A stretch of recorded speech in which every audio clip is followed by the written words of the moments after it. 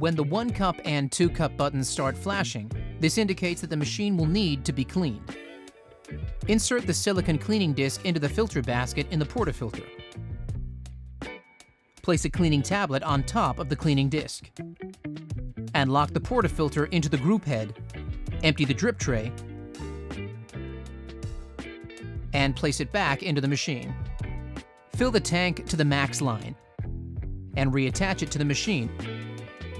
To enter the cleaning cycle, press 1 cup and the 2 cup for 5 seconds to enter cleaning mode. The 1 cup and 2 cup button will then be illuminated. Press either 1 cup or 2 cup to begin the cleaning cycle. When the cleaning cycle is in progress, the lights will flash. The machine will go back into ready mode. The cleaning tablet should also have completely dissolved. If it hasn't, commence the cycle again until the tablet is dissolved.